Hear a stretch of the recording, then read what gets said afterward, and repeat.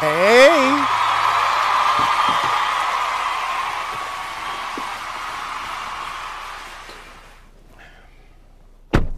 Hey, Sean. Hey, Rachel. How you doing? I am great. How are you? I'm great. Thanks for taking a little break and running around campus with me. Oh, this is a welcome break. Yeah. What were you doing before you left? Like what, Well, we have the intercultural graduation reception coming up. So I was working on getting invitations out to that and looking at the budget to make sure we have enough for spent. And just going through the millions of emails that I'm getting on a daily basis. Well, you know, just thinking about the work that you do on campus. Yeah. My first question is, what is a bias incident like? Oh, it's a good question. So a bias incident is a situation, could be comments made that they don't necessarily rise to the level of a hate crime. So it's not something that's punishable by law, but certainly something that is derogatory and offensive to people, especially as it relates to their membership in a protected class or cultural identity. So, for example, if it were a hate crime, it would be something like, I don't know, someone burning a cross or something like that. But a bias incident could be a racial epithet.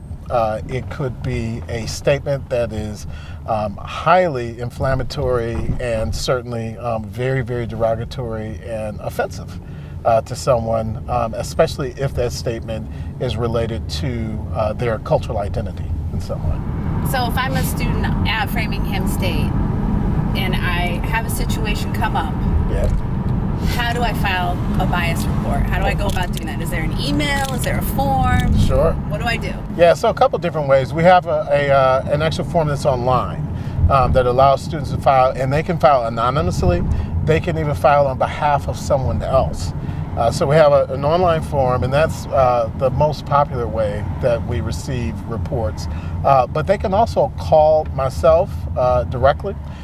They can contact someone in the Dean of Students office. We have a list of resources that they can contact to file bias incidents. We really did want to make it as easy as possible for them to be able to do so. Now to shift gears a little bit, I did a little research about you. All right. And I don't know if you know that we have this in common. We're both from the Midwest. Yes, we are. You're from Michigan. Do you know where I'm from? I do not. I'm from Illinois. Oh, right next door. That's right. You're That's homegirl. right. Homegirl. That's right. So, and you know, you can take the girl out of the Midwest, but you can't take the Midwest out of the girl. That's okay. So, That's right. I have a couple important Midwest questions for you. Okay. Do you drink pop or soda? I drink pop. Thank you very much. Pop. Pop, right? I think my last one, do you have an aunt or an aunt? So, I have an aunt. Me too. Me I have too. several aunts. Yes. And they're not insects. No, they are not insects. Do you enjoy a sucker or a lollipop? Oh my gosh.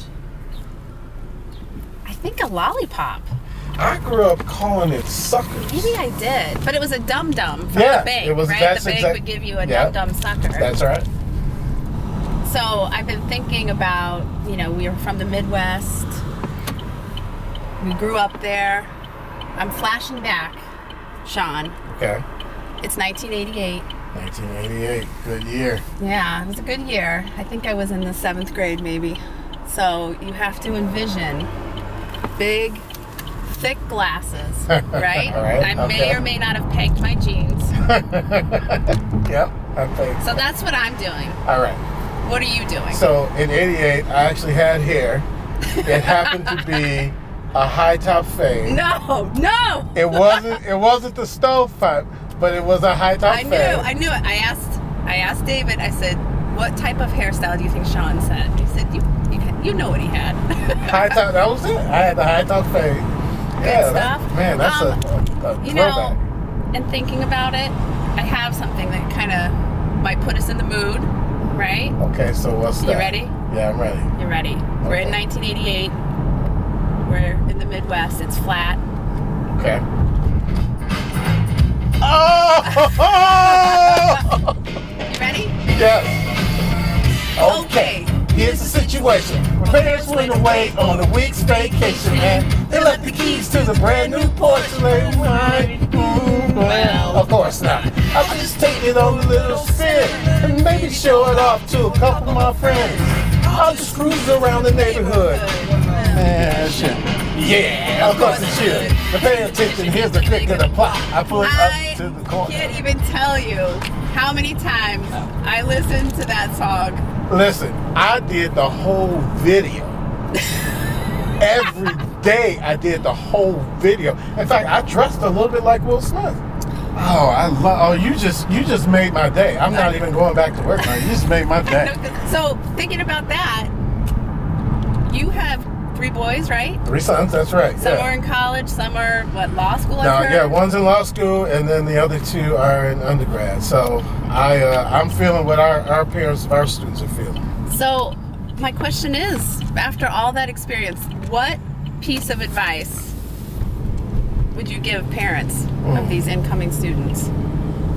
You know, I would say, as hard as it is to do and even imagine, we gotta let them fly.